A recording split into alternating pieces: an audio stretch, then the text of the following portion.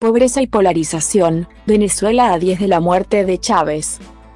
El 5 de marzo de 2013, el entonces vicepresidente de Venezuela, Nicolás Maduro, acompañado de ministros y militares, apareció en cadena nacional y, con la voz quebrada, le anunció al país el fallecimiento del comandante, Hugo Chávez Frías. Recibimos la información más dura y trágica que podamos transmitir a nuestro pueblo. A las 4:25 de la tarde, ha fallecido el comandante presidente Hugo Chávez Frías, rezó. El anuncio desató la incertidumbre en un país que hasta entonces desconocía qué era hablar de hiperinflación o migración forzada. Comillas, ¿qué vamos a hacer sin el comandante?, se preguntaban los ciudadanos en las plazas del país, mientras lloraban su partida. En el gobierno se hacían la misma pregunta. ¿Qué sería de Venezuela sin el hombre que fundó la llamada Revolución Bolivariana, que rompió con la política bipartidista y fue artífice de los años mozos de la economía venezolana? ¿Qué hacer sin el teniente coronel de Sabaneta de Barinas, hijo de maestros, quien estuvo al frente de Venezuela durante 13 años?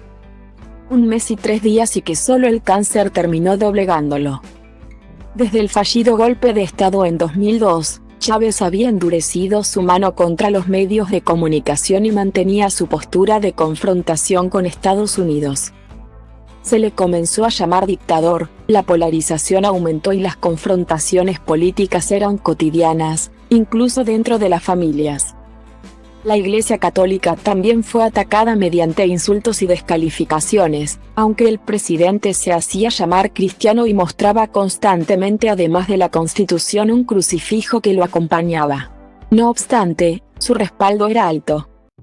Solo 3 días después de ese fatídico martes, el vicepresidente Maduro asumió el poder siendo elegido finalmente como presidente el 14 de abril del 2013. Y si bien fue ungido por el líder socialista, con la muerte de Chávez, el país perdió el protagonismo internacional. A medida que se reducía la chequera petrolera, se disparaba la migración, y la inestabilidad política se hacía norma. Lo que aumentó la factura para el gobierno, que terminó sancionado, señalado por crímenes de lesa humanidad y con una legitimidad cuestionada. Con Chávez nunca hubiera pasado esto, rezan muchos venezolanos refiriéndose a la crisis que se desató en la última década bajo el mandato de Nicolás Maduro, quien durante estos 10 años es blanco de críticas de sectores del chavismo que le acusan de distanciarse de su padre político para conservar a toda costa el poder. El socialismo es la vía, dice continuamente Maduro, quien sin embargo flexibilizó los estrictos controles económicos instaurados por Chávez y ha permitido una dolarización de facto con el fin de hacer frente a una crisis sin precedentes. Desde la muerte de Chávez, el mandatario abandonó la idea de ser un remedio malo y comenzó a diseñar su propia identidad. Dice el analista político Luis Vicente León, director de la reconocida encuestadora Data Analysis. Se dio cuenta que al lado de Chávez se debilita, agrega. Lo cierto es que luego de una década, si bien el comandante sigue contando con 50% de popularidad, su figura es cada vez más un símbolo y menos poder. El analista Daniel Barnaghi señala que, aunque Chávez es considerado por muchos como referente de agradecimiento, también es un símbolo de dolor y tristeza, de la ruptura de familias que por su proyecto abandonaron estas tierras. En la oposición prefieren no hablar al respecto, al ser consultados por el diario El Tiempo. Varios líderes contrarios al gobierno optan por no emitir comentarios sobre quién ya murió, pero insisten en que la catástrofe venezolana es consecuencia de los años de bonanza que sirvieron para hacer cada vez mayor el gasto público.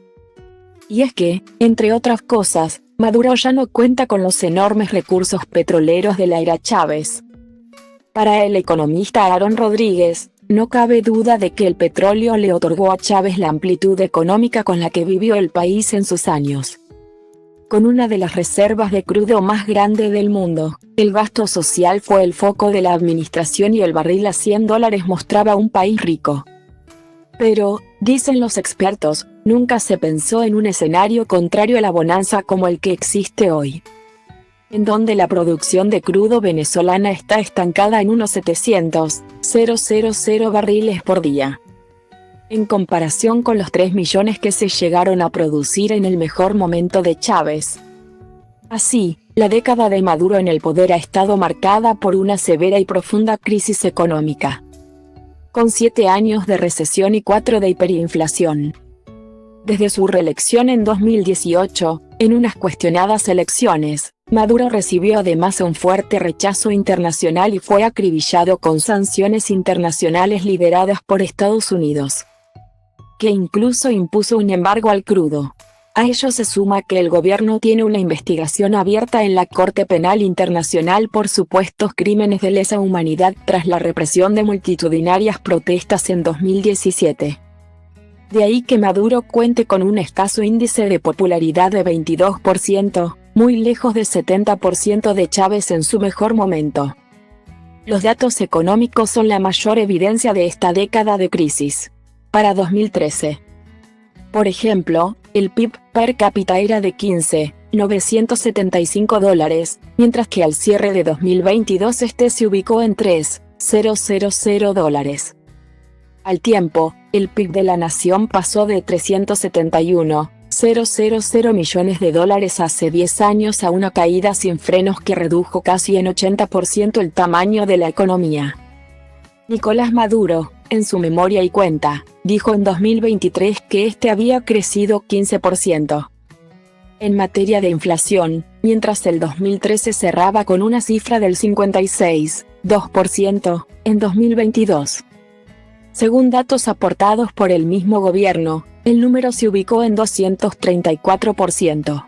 En ese mismo periodo, la nación empezó a contar por miles a los venezolanos que abandonaron el país. El último informe de Naciones Unidas señala que, para 2023, los venezolanos en el exterior ya suman 7,18 millones. Y es que en Venezuela poco se había experimentado el fenómeno de la migración. Hace 10 años el país no era receptor de divisas. Por el contrario, desde Venezuela salían 356 millones de dólares como remesas a otros países y solo ingresaban 120 millones de dólares que enviaban desde afuera los migrantes. En 2022, según un informe de la Organización Diálogo Interamericano, se calcula que el país recibió 4.200 millones de dólares por concepto de remesas. Durante su mandato, Chávez buscaba niveles cero de pobreza y hambre llegando, para 2013, al 11,8%, dato que contrasta fuertemente con el de 2022, cuando la pobreza tuvo uno de sus picos más altos y se ubicó en 81,5%. En materia de desempleo, la cifra fue de 5,6% en 2013 y de 7,8% en 2022.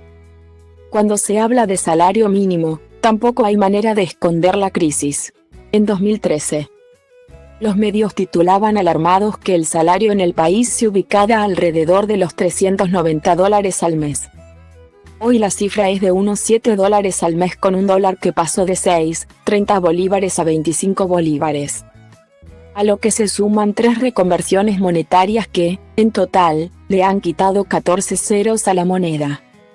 El cerco contra Nicolás Maduro, cuya legitimidad es cuestionada por algunos gobiernos, así como la migración masiva, terminó por afectar a los venezolanos que ahora deben solicitar visados para ingresar a decenas de países que antes recibieron sin ningún requisito más que el pasaporte a los otrora viajeros más ricos de Sudamérica.